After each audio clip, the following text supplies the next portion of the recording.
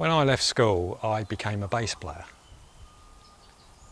I didn't have any books, didn't have any videos. DVDs weren't out at the time, internet wasn't around. Somebody said, "Hey Steve, we're having a jam up at this place on Thursday. Do you want to come?" "Yeah, all right." "Hey Steve, I know this guy that's a guitarist. Do you want to meet him and have a jam?" "Yeah, all right." I answered the door in my bedsit one time. There's a mate of mine who's brought funnily enough, he was a taxi driver. And he was talking to someone in the car when he was giving them a lift, and he says, "Yeah, I know this bass player guy." And the guy happened to be putting a band together, so he took him round my house. And I answered the door with the bass on. And then I ended up at his house, learning some numbers to be in his band, and he brought some drummer along, and that drummer said, "Hey, I've got this other band over here, do you want to come and join us?" And I said, "Yeah, all right." And that band, we eventually got a deal. Now I'm telling you that because I never had any books, I didn't have any DVDs, I didn't have anything. "Hey Steve, do you want to do this?" "Yes." "Do you want to do this?" "Yes." Was I good? I don't know, I didn't even care. I was just too busy doing what I was doing. And it's a form of bass playing called slapping, and I got into slapping really easily. It's something I never felt like I really had to learn, although I've practiced and learned over the years. But I was too busy doing it. I wasn't sitting there studying and learning and buying tons of stuff.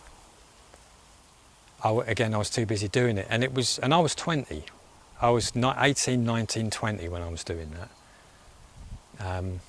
I started playing bass when I was 16, but it was 18, 19, 20 when things just happened really quickly. And it was about 10 years later, when I was 30, that I applied to go to college, because I'd never went to university and all things like that. So I went and applied, and I got in, and I wanted to know really what other bass players were being taught, because when you're self-taught, it kind of breeds insecurities. But from that point, I got into, studying and buying, and now I got tons of books, loads of courses, on music. But I've done that with self-development. I've also done it with, once I started to learn how to make my own money, I've done it with marketing and sales books, and you buy all this stuff. So why I'm telling you all that is because I've gone right back full circle to where I started.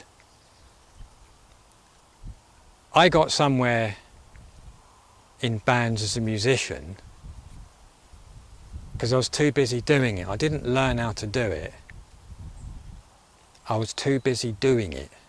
So now the idea of making these videos is that I'm just doing it, and I'm going to share my knowledge as I go along, and I'm just open to more opportunities, and I'm not judging myself about things, because back then it was irrelevant what people thought about me. I didn't care.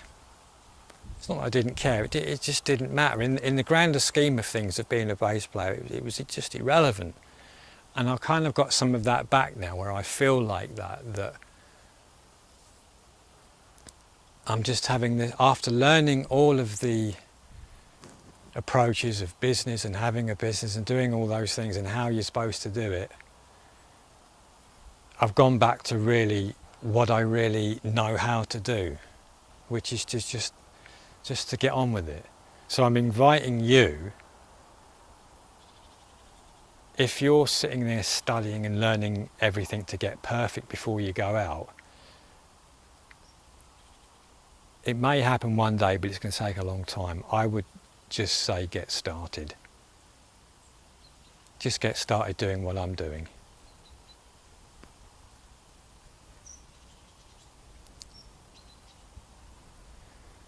That'll do. See you in the next video.